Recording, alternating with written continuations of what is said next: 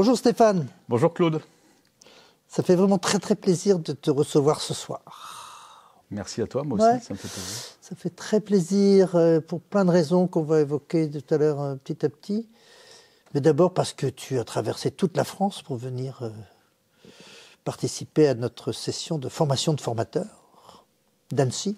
Ouais. Hein, et moi, je crois que je suis allé que 2 fois à Annecy et à chaque fois, je trouvais, 2-3 fois peut-être quand même, que je trouvais que c'était un endroit magnifique. Mais comment quelqu'un d'Annecy se retrouve à diriger un pôle de formation, puisque tu es responsable du pôle médecine physique, donc en gros kiné, rééducateur, tout ça, à Rennes? Hein? C'est une histoire, j'allais dire une longue histoire, mais finalement elle n'est pas si longue que ça. Un peu longue quand même parce que je suis kinésithérapeute depuis une 30aine d'années, ce qui n'est quand même pas rien. Ouais. Et il a fallu que j'attende peut-être une bonne 20aine d'années pour que 2 de mes patientes, qui ne se connaissaient pas, qui avaient été formées à l'hypnose, l'une médecin et l'autre sage-femme, me fassent une remarque suite au travail qu'on pouvait faire ensemble. À quelques semaines d'intervalle, Ouais. est-ce que vous savez, m'ont-elles dit, que la manière dont vous nous demandez d'être concentrés sur notre respiration, ça nous met dans un état très particulier qu'on appelle l'état hypnotique. Alors la première qui me dit ça, j'ai dit bon, j'en sais rien. Ah ouais. Comment vous dites? L'hypnose? Je sais pas. Non, je sais pas. Oui, j'ai entendu parler, mais je sais pas ce que c'est. Et une deuxième qui me dit ça quelques semaines plus tard et qui me dit exactement la même chose. Ouais. Et elle me dit, moi j'ai été formé à l'hypnose et quand vous nous demandez de nous concentrer sur la respiration comme ça nous met dans un état hypnotique. C'est vraiment dommage que vous ne le sachiez pas, parce que si vous le saviez, vous pourriez l'exploiter. Ah ouais. Et puis les gens qui, très facilement comme moi, y vont, c'est bien, mais ceux qui peut-être ont du mal à y aller, vous pourriez les aider et puis exploiter ça. Donc ce sont ces 2 femmes-là qui sont... Ces 2 femmes-là qui m'ont allumé Ah ouais. une petite lumière comme ça, à quelques semaines d'intervalle. Alors j'en ai parlé avec un confrère kinésithérapeute, et c'est ce confrère qui m'a dit écoute, moi je me suis formé à l'Institut Émergence parce que j'étais formé à l'école de kinésithérapie de Rennes. J'ai connu plusieurs enseignants, notamment Franck Bernard. Et va voir à Rennes, si tu veux te former à l'hypnose, va voir Émergence. Il m'a conseillé de faire douleur aiguë et anesthésie. J'étais kinésithérapeute. Ouais. Il m'a dit, tu verras, tu seras avec des gens qui ne seront pas de ton métier, ça te fera le plus grand bien, tu verras, tu verras autre chose. Et c'est ce que j'ai fait. Et puis, une fois que j'ai fait cette formation, c'est un peu... Ça, t'es venu ici à Rennes à faire la formation? Non, c'était à Paris. Ah, tu l'as fait à Paris? Ouais, c'était à Paris. Après, j'ai enchaîné avec la formation longue qui s'appelait à l'époque hypnose... Et thérapie brève, qu'on appelle maintenant créative. Thérapie créative. Ouais. Ouais. Puis après, j'ai eu l'impression que c'était un peu comme si, j'avais passé une 20aine d'années analphabète et puis que tout d'un coup, j'apprenais à lire, tu vois. Ouais. Et que, du coup, c'était plus possible de faire autrement. C'est comme si tu apprends à lire et puis qu'on te dit à un moment donné, bon, maintenant, tu lis plus, hein. Alors, toutes les pancartes qu'il y a autour de toi, tu lis plus. C'est pas possible. Tu sais plus ce qu'il y a dessus. Mais c'est pas possible, tu es obligé de les lire maintenant que tu as appris. Ah oui, d'accord. Oui, une belle métaphore, ouais. Tu es obligé de les lire. Tu peux pas dire j'ai appris à lire, mais maintenant quand je vois une pancarte, surtout je lis pas ce qu'il y a marqué dessus, c'est pas possible. Donc j'ai appris cette lecture, on pourrait dire cette manière de faire, okay. cette manière peut-être d'être en relation. Et puis quand on a appris ça, on est obligé de faire avec tout le temps. Et donc, j'ai intégré ça à ma pratique quotidienne, de manière parfois formelle, souvent conversationnelle. Ouais, ça veut dire quoi, conversationnel? Ça veut dire que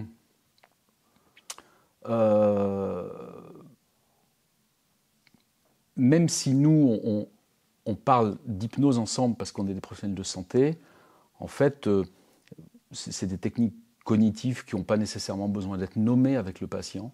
Ouais. C'est une manière d'entrer en relation, c'est une manière de en fait, l'hypnose, on a l'impression qu'elle émerge de la relation, comme ça, sans qu'elle soit nécessairement nommée. Tu vois, quand tu orientes l'attention du patient vers ses ressources, ou par exemple, tu vois, nous en kinésithérapie, c'est très très différent de demander à un patient de faire un mouvement en ayant une conversation agréable avec lui, en lui parlant de ses vacances par exemple, ou de lui demander de faire le même mouvement mais en étant absolument focalisé sur cet endroit du corps, sur les sensations qu'il éprouve. Quand il fait ce mouvement-là, qu'est-ce que ça fait ailleurs dans le corps? Tu vois, par exemple, quand tu lui demandes de bouger le bassin, qu'est-ce que ça fait dans les genoux? Qu'est-ce que ça fait dans les pieds? Qu'est-ce que ça fait dans la nuque? Et alors là, dès que tu focalises le patient sur des sensations internes, ben en fait, c'est déjà de l'hypnose, quoi. Tu obtiens immédiatement une transe, une transe hypnotique. Et tu vois bien la différence entre quelqu'un qui fait un mouvement comme ça ou quelqu'un qui fait un mouvement avec le regard complètement fixe ou les yeux fermés et qui est véritablement en train de se focaliser sur une sensation interne. Qu'est-ce qui se passe selon toi à ce moment-là parce que tu nous montres ça bien, la personne est focalisée, on va dire concentrée, peu importe. Donc ça c'est mental. Et qu'est-ce que ça produit dans le corps, ça? Ça produit quelque chose de spécial dans le corps? Ça produit plein de choses spéciales, mais il y en a une, je crois, c'est que ça peut produire un sentiment d'unité corporelle. Tu vois, on a trop souvent tendance à penser que un mouvement d'épaule, c'est un mouvement d'épaule et que ça se passe que dans l'épaule. Eh oui. Voilà. Sauf que si tu fais un mouvement d'épaule un peu ample, bah, tu vois, je suis en train d'incliner aussi ma tête, je suis en train aussi d'incliner mon buste. Si ça se trouve, je suis en train d'appuyer sur un pied par terre. Et du coup, le fait de sentir que pour réaliser un mouvement d'épaule, en fait, c'est le corps entier qui va participer jusqu'au pied, ça peut créer un sentiment d'unité corporelle. D'accord. Donc ce serait une espèce d'outil de réassociation corporelle. Ouais, de réassociation, c'est un terme un peu compliqué, mais d'unification Ouais, d'unification. Et le contraire existe aussi. C'est-à-dire qu'il y a des gens qui, d'une certaine manière, associent trop, c'est-à-dire qu'ils vont faire ce mouvement d'épaule en appuyant très très fort sur leurs pieds, alors que ce n'est pas la peine. Et du coup, leur faire sentir que le mouvement d'épaule peut aussi être un mouvement indépendant. Donc, on va aider les gens à faire des allers-retours entre, quand je fais un mouvement localisé, l'ensemble du corps peut participer, et puis aussi ce mouvement peut devenir autonome. Et il y a des espèces d'allers-retours comme ça. Il y a quelques années, je crois que c'était en 2010, j'ai eu 2009 d'ailleurs, bien, 2009. 2009, d'une manière, on va dire, imprévisible et aiguë, c'est-à-dire, je me suis réveillé un matin, je pouvais presque plus bouger mon épaule droite. Je n'ai pas fait d'activité physique, je n'ai pas fait d'activité machin, j'ai pas cassé la maison avec une pioche, je fais ça d'autres fois, mais c'est pas là que j'avais rien fait de spécial, et tac, mon épaule était très, très, très, très, à la fois douloureuse, et puis donc très, très limitée dans ses mouvements. Ça s'est beaucoup amplifié, et je me suis retrouvé avec une épaule, on dit gelée, je crois. Ouais. Donc je ne pouvais quasiment plus bouger mon épaule. Douleur, et beaucoup, beaucoup de limitations. Bon. Qu'est-ce que l'hypnose aurait pu m'apporter avec un professionnel comme toi? Alors, d'abord, peut-être la première chose, c'est de dire que, évidemment, j'imagine que tu as eu un diagnostic médical, que tu t'es fait examiner cette épaule, et qu'on a posé un diagnostic d'épaule gelée. Oui. Voilà, tu vois, pour éliminer toute autre cause qui pourrait très bien. nécessiter médicalement un traitement adapté. Okay. Mais à partir du moment où c'est arrivé soudainement comme ça, cette épaule était très douloureuse. À la mobilisation, elle était très douloureuse. Je ne pouvais pas la mobiliser, moi. Tu ne pouvais pas la mobiliser? Non, ou à peine, quoi, tout petit peu, mais... Alors, En fait, j'avais très peur de la mobiliser, parce que dès que je la mobilisais, ça déclenchait des douleurs importantes. Oui, c'est ça. Alors, j'ai dans l'idée que, ça tu vas me le dire encore beaucoup mieux que je ne peux l'imaginer, mais je pense qu'il y a quelque chose de très ericksonien qui consiste à aller chercher les ressources. Donc du coup, si cette épaule elle est très douloureuse et qu'elle a beaucoup de difficultés à être mobilisée, probablement, je ne vais pas aller chercher à mobiliser l'épaule. Ah. Je vais aller chercher... Mais moi, c'est ça que je veux, moi, que tu bouges. Mais tu vas... Dans un premier temps, je vais aller focaliser ton attention sur ce qui bouge bien ailleurs. Peut-être, par exemple, l'autre épaule. Ok. L'autre épaule bouge bien. Elle bougeait très bien. L'autre épaule, elle bougeait très bien. Ah, ouais. Et peut-être qu'en te faisant très facilement bouger l'autre épaule et en te faisant visualiser le mouvement dans l'autre épaule, je vais aussi attirer ton attention sur ce qui est en train de se passer dans l'épaule douloureuse. Ah. Tu vois, si jamais tu fais des grands mouvements avec l'épaule qui bouge bien, peut-être que tu vas te rendre compte qu'il y a des petites contractions qui sont en train de se mettre en place, comme un peu par un effet miroir, tu sais. Et puis en neurologie, on connaît ça, hein, quand on active très fort un côté, il y a des phénomènes d'irradiation neuromusculaire qui vont de l'autre côté. Et donc petit à petit, avec des suggestions adaptées, te dire par exemple que ton épaule en question, elle peut peut-être apprendre de la mobilité, de la force, de l'amplitude de l'autre épaule. Tu vois ? Un peu comme si tu suggérais un transfert de compétences d'une épaule dans l'autre. Oui, par exemple. Beaucoup de gens pensent l'hypnose comme un... on me suggère de partir dans un endroit, par exemple, de m'imaginer que à une époque qui aurait pu être récente d'ailleurs, où je suis en train de nager, d'activer un souvenir physique, agréable, par rapport à l'épaule, comme pour récupérer cette capacité-là. C'est valable, ça ? Absolument, tout à fait. Je pense que si mentalement tu te projettes dans une activité physique que tu aimes, avec un mouvement qui se passe bien, dans des grandes amplitudes, dans des amplitudes efficaces, avec tu vois, des suggestions de mobilité, de confort, d'efficacité, de force, eh ben, ça va évidemment contribuer à activer les ressources qui vont être nécessaires à la guérison, à la cicatrisation, tu vois, de l'épaule en question, puisque dans la réalité, cette épaule, elle est complètement mise à part. Et si dans ton imaginaire, tu actives le fait qu'elle est réintégrée, réactivée, bah, ça va aider le mouvement à se reconstituer. Mais ça veut dire que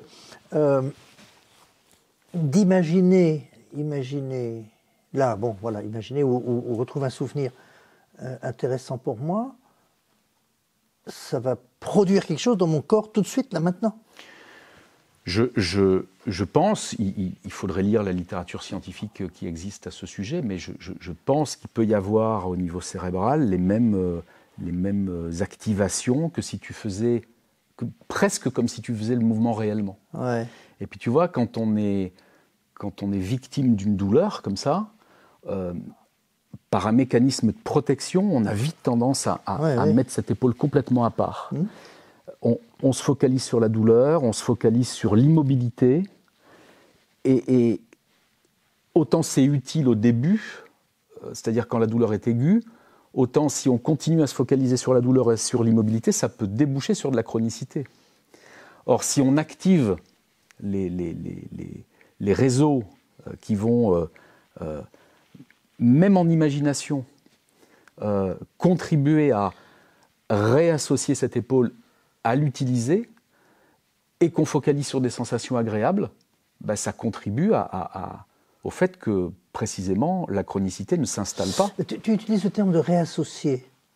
Réassocier, donc c'est un terme qui fait partie plutôt comment dire, du vocabulaire hypnotique, puisqu'on parle de dissociation quand il y a quelqu'un qui est en difficulté. Donc là, tu imagines un processus de dissociation dans mon épaule, comme si elle était un peu sortie quoi, je sais pas, du schéma, Ouais. Tu vois, moi, je me suis fait une grave entorse de l'épaule droite au mois d'avril dernier, donc ça fait pas loin d'un an maintenant. Et ben, je me faisais la réflexion il y a quelques semaines en conduisant ma voiture, que je conduisais ma voiture de la main gauche et que mon bras droit était complètement sur la coudoir centrale, complètement à part. Et je me dis, mais je ne conduisais pas comme ça avant.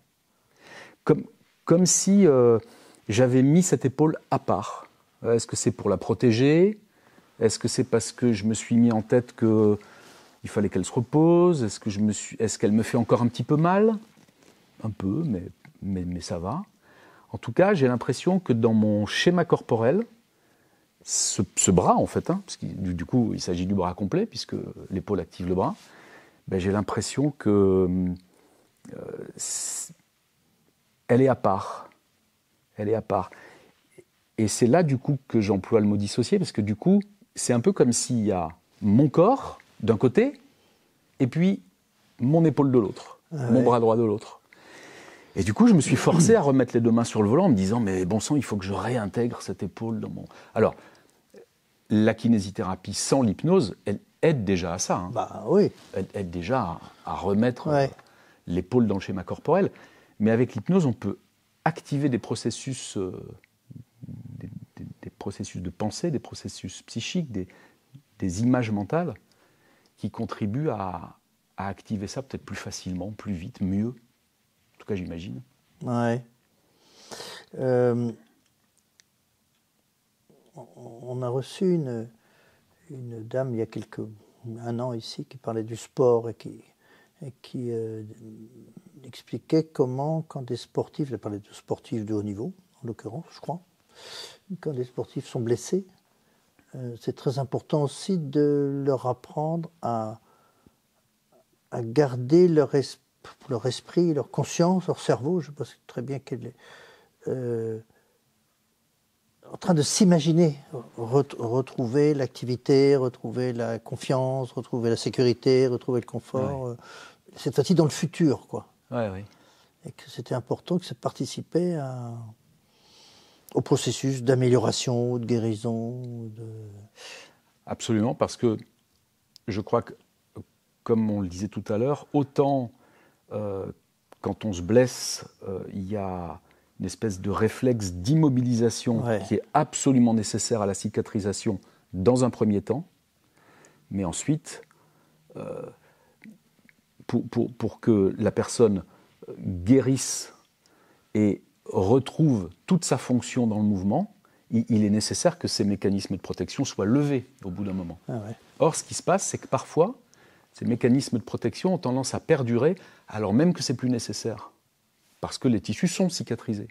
Et je pense que le fait de maintenir mentalement, avec l'hypnose, les gens dans une dynamique de mouvement confortable, dans une dynamique de mouvement ample, agréable, et ben ça contribue à accélérer ce passage à la guérison et à éviter de tomber dans la chronicité. Oui, alors, j'allais te proposer de parler un peu plus de la chronicité, parce que tu as déjà, c'est la 3e fois ou 4e fois que tu évoques ce terme-là, c'est ça le cauchemar, c'est ça qu'il faut éviter, quoi. Ouais, c'est ça qu'il faut éviter. Ça, c'est terrible, quoi. Ouais, tout à fait. Et je crois que autant probablement les kinésithérapeutes qui travaillent beaucoup sur de la traumato ou dans les services hospitaliers ont beaucoup affaire à de la douleur aiguë, c'est-à-dire à ce moment dans les semaines qui suivent une blessure, on est encore dans la douleur aiguë. Autant nous, dans les cabinets de ville, on reçoit beaucoup de patients de la douleur chronique. Ah ouais ? Des gens qui ont mal au dos depuis 15 ans, des gens qui ont des algodystrophies, des gens qui ont de la fibromyalgie. Des gens comme moi qui ont mon histoire d'épaule ou de genou, ne vont pas tellement aller chez quelqu'un comme toi ? Eh bien, ça dépend. Est-ce que cette douleur s'est chronicisée ou est-ce que tu vas bien maintenant ? Non, je n'ai plus du tout. Elle est complètement guérie. Mais par exemple, dans le mois ou dans les 2 mois au départ, j'aurais pu venir te voir. Ouais, alors c'est peut-être finalement mon activité à moi qui depuis des années s'est un petit peu teintée comme ça, tu vois, c'est un petit peu orienté comme ça, parce que c'est peut-être moi qui m'intéresse à la douleur chronique finalement. Alors du coup, tu sais, après, finalement, c'est vrai. la patientèle qui vient nous voir, elle vient nous voir par un certain canal. Alors moi, je vois beaucoup de gens, par exemple, qui me disent, cette épaule, elle a été gelée, et puis je m'aperçois qu'en fait... Parce que là, tu soulèves quelque chose qui me préoccupe un petit peu en termes de santé publique même. Pour moi, les kinés de ville sont censés faire des soins de premier recours avec les patients, c'est-à-dire donc dans des situations aiguës, puisqu'on va parler de chronicité au bout de 6 mois. Oui. Donc dans des situations aiguës, justement pour ne pas aller vers la chronicité, alors que malheureusement, bien souvent, dans tout ce qui est médecine hospitalière ou des services un peu plus comme ça, c'est très long pour avoir des rendez-vous, c'est compliqué. Alors que le kiné de ville, il est plus disponible, il est plus souple. Pas toujours ? Pas toujours, pas toujours. Il y a beaucoup de kinés qui sont débordés de travail, qui ont des gens qui viennent les voir depuis très longtemps. Je suis parfois étonné des histoires qu'on me raconte, des gens qui me disent j'ai fait 85 séances de kiné dans l'année, enfin des trucs, et puis ça fait des années que ça dure. Je vois beaucoup ça. Et du coup, ces gens-là viennent parfois avec une espèce de demande presque désespérée de les sortir de cette chronicité-là en disant j'ai des kinés qui me soulagent, j'ai des ostéopathes qui me soulagent, on me fait des massages, ça me fait du bien, mais au fond, c'est toujours pareil. Mais ça ne fait pas sortir la chronicité, ça ? Ah ben non. Alors justement, avec l'hypnose... Ça crée du soulagement.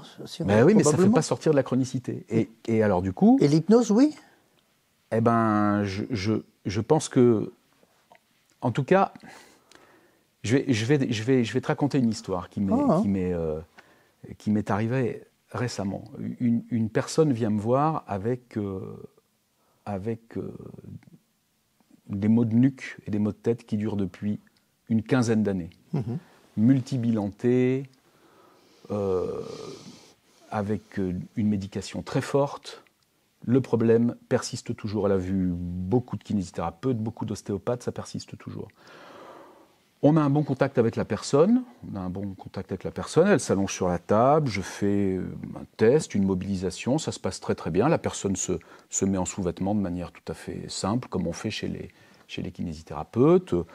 Je suis très très près de cette personne pour la mobiliser convenablement, la séance se passe très très bien, on prend rendez-vous pour la fois d'après, elle revient la fois d'après, elle me dit que il n'y a eu aucun changement, mais enfin elle revient pour sa séance, je recommence à faire des tests, ce que je crois être bon de faire au niveau des gestes techniques pour améliorer un petit peu la mobilité, l'amplitude, etc. La personne revient, me dit c'est toujours pareil. Bon. Ça, l'idée, c'était quoi, de lui permettre de retrouver un peu de souplesse, Oui, un peu de souplesse, et puis... Ça, c'est du soin kiné standard. Ça, c'est du soin kiné standard. D'accord. Et puis, je me dis, je vais aussi faire une sorte de bilan, tu vois, c'est-à-dire que je vais tester la mobilité, tester les muscles, tester les amplitudes articulaires, etc. Et puis je vais commencer à appliquer des gestes techniques pour qu'elle aille un petit peu mieux, tu vois. Elle va pas mieux. Et alors,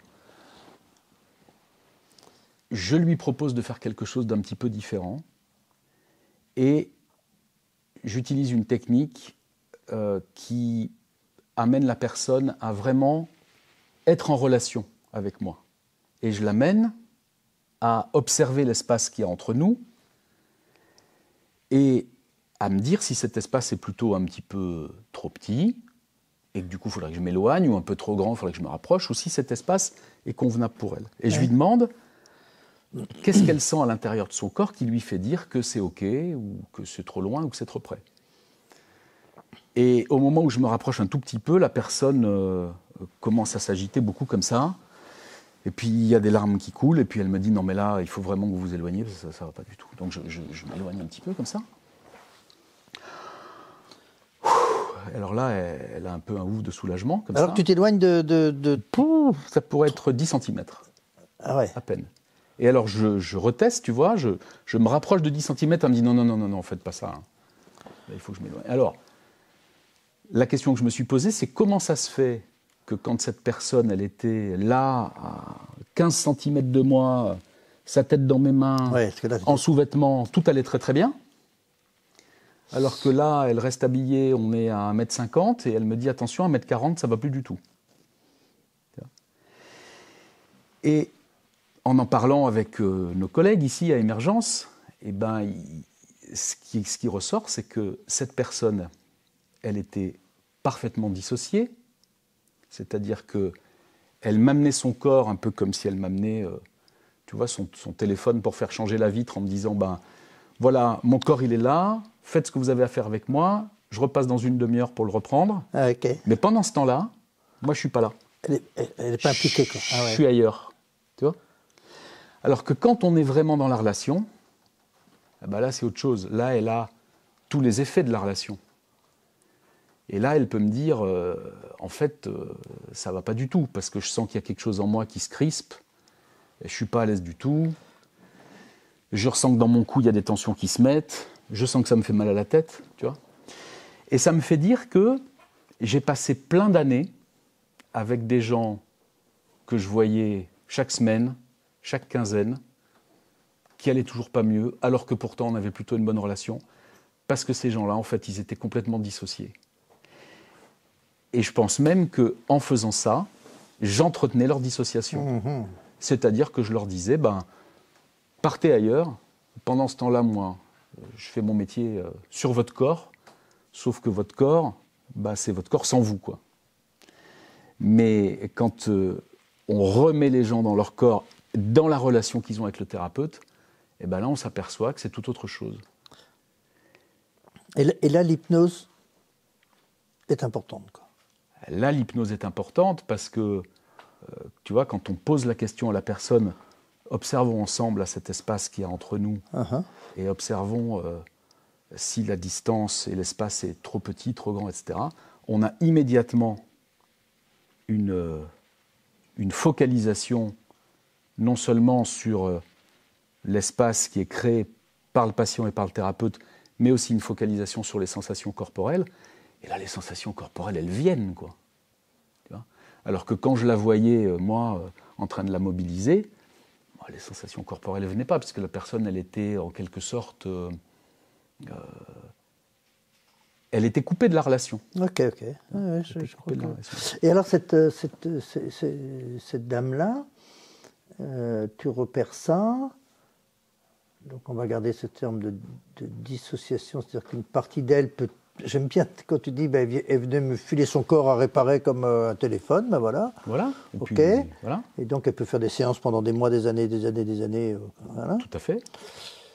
Et là, tout d'un coup, donc, il y a un processus que tu fais qui fait qu'elle est réassociée, elle est entière, là. Ouais, elle est là, ouais. Et après, alors, ça a permis d'évoluer, ça lui a permis de... Bah oui, ça a permis d'évoluer beaucoup parce que à partir du moment où on construit une relation et où on voit bien que pour que cette relation soit calme, tranquille, sécure, bah, il y a besoin de respecter un certain espace. Okay. À partir du moment où on est dans cette relation en respectant cet espace-là, alors on peut lui faire vivre en toute sécurité dans la relation, une mobilisation de son corps, par exemple. C'est-à-dire que dans cet espace-là, sécure et à distance, ouais. Eh ben, je peux peut-être lui demander d'observer la manière dont ses pieds sont posés sur le sol, d'observer la manière dont son bassin et ses cuisses sont posés sur la chaise, son dos sur le dossier, d'observer à quel endroit il y a le plus de stabilité pour elle, peut-être le plus de sécurité.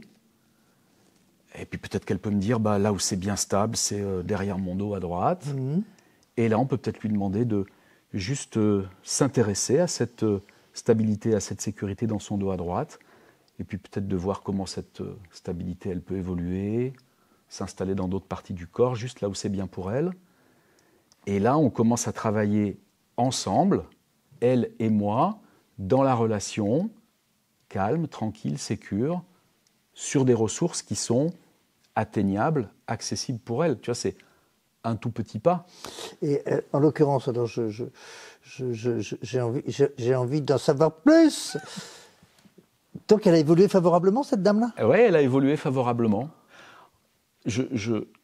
Pour être tout à fait sincère, c'est pas gagné encore. Mais en tout cas, on a fait ensemble quelque chose de totalement différent de tout ce qu'elle avait pu vivre avec des gens qui ne prenaient pas en compte son corps dans la relation avec le thérapeute. Et elle a pu expérimenter que les maux de tête commençaient à s'espacer, que quand elle avait des émotions qui venaient et qu'elle arrivait à se focaliser sur des zones de son corps qui étaient en sécurité, ces tensions dans la nuque et dans la tête pouvaient commencer à se calmer, tu vois. Mais je me dis, alors c'est une sorte de nouvelle génération de kinés qui peut apparaître, quoi. Des kinés qui ne s'intéressent pas qu'aux mécanismes corporels, des articulations, des ligaments, des muscles. Et oui. Bon, je suis un peu vache en disant ça parce que je respecte beaucoup les kinés, j'ai beaucoup d'amis kinés qui font du super boulot, mais qui s'intéressent aussi aux processus mentaux, de conscience, de relations. Bien sûr. Tu sais, on nous dit... Dans les études de kinésithérapie en ce moment, on dit que la kinésithérapie, que les kinésithérapeutes travaillent selon le modèle biopsychosocial. Ah oui. Hein? Oui. Alors le bio, c'est le bio, c'est-à-dire qu'est-ce qu'elle a ton articulation, ta capsule articulaire, tes ligaments, etc. Et ça, il faut le garder. C'est ce qui va faire qu'on va utiliser un geste technique qui va pouvoir être une mobilisation... Une technique de thérapie manuelle. Ça, c'est le bio, mais il y a aussi le psychosocial.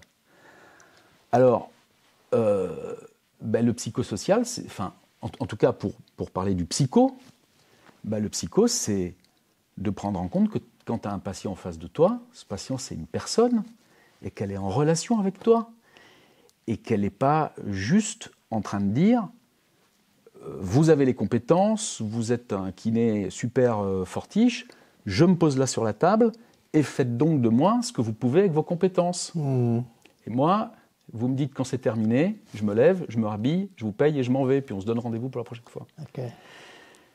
C'est de réaliser que c'est une personne en lien, en relation, et en relation en particulier en relation corporelle, et que si on met ça au centre du processus de soins, peut-être même que ça compte encore plus que le geste technique qu'on va faire par ailleurs. C'est pas très facile à admettre, mais... Alors, effectivement, la terminologie modèle biopsychosocial, je connais, mais quand je t'entends parler de ça, je me dis, mais il n'y a pas des kinés qui vont réagir, ou qui disent, des kinés ou d'autres d'ailleurs, ou des rééducateurs, ou des gens dans des centres de soins corporels, qui disent, oui, mais on n'est pas des psychos, quoi.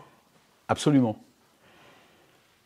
Tous mes copains kinésithérapeutes ou ostéopathes me disent pourtant, quel dommage qu'on n'ait pas des formations avec des psychologues ou avec des psychiatres compétents pour nous apprendre des bases de psycho, parce qu'on se rend bien compte que tous nos douloureux chroniques ont un lien émotionnel avec la douleur, c'est-à-dire que les émotions, le contexte dans lequel ils évoluent dans leur quotidien influencent beaucoup leur douleur.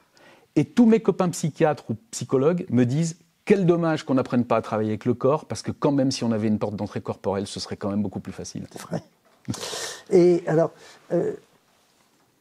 bio-psycho, on n'a pas tellement parlé du social. Pour moi, bio, d'accord, psycho, c'est plus le contexte, la relation, l'émotion, tout ça. Social, c'est quoi? C'est professionnel, mais c'est aussi le, je sais pas moi, familial peut-être. C'est un réseau un peu plus large que le réseau immédiat, et prendre ça en compte aussi, cette dimension-là.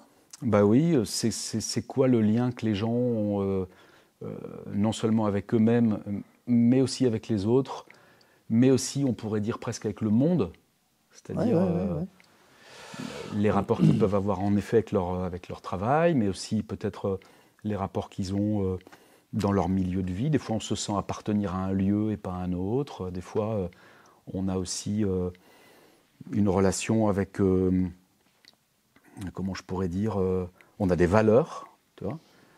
Et des fois, on mène une vie où on a perdu le sens, où on a perdu le lien avec les valeurs qui sont pourtant fondamentales pour nous. Et tu penses bien que quand on vit une situation comme ça, le même stimulus potentiellement douloureux va être vécu de manière beaucoup plus importante quand on a perdu le sens, quand on a perdu les valeurs, quand les relations sont altérées autour de nous. Et puis ça va faire une boucle, c'est-à-dire que comme on a mal et comme on se limite, eh ben, ça va aussi interférer sur nos relations. Et puis donc ça fait une espèce de boucle qui grossit. Quoi. Tu as utilisé plusieurs fois le terme de dissociation pour cette dame, par exemple, ou à d'autres moments.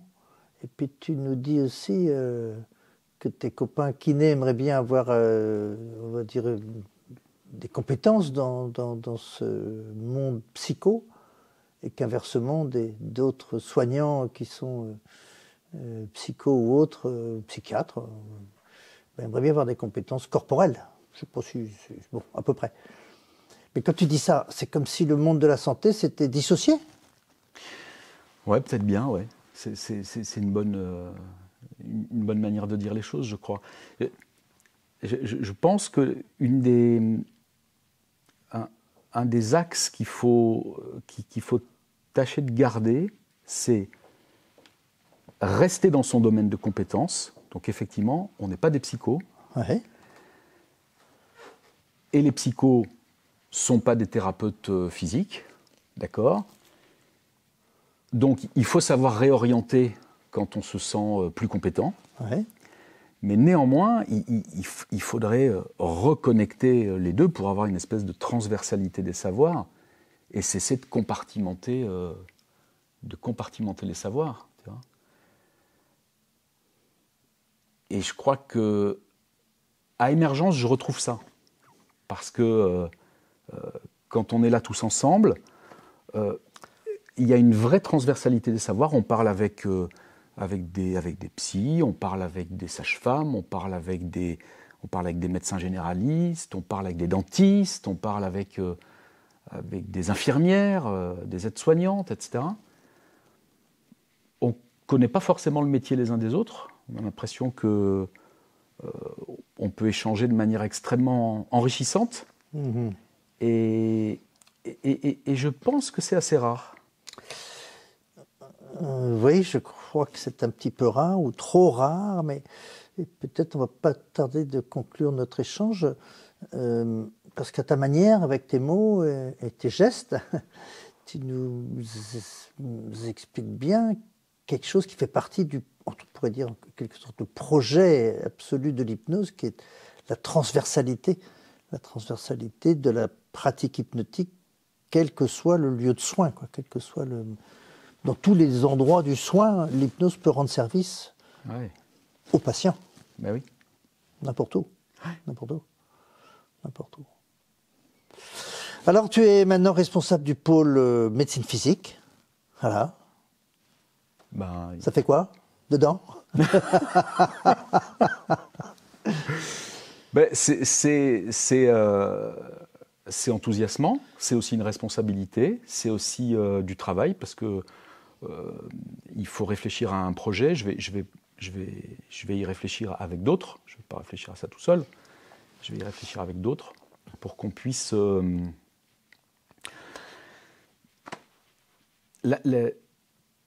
Je pense qu'il y a encore pas mal de gens qui pensent dans leur imaginaire que l'hypnose, c'est quelque chose de psychique, c'est quelque chose qui se passe là-haut.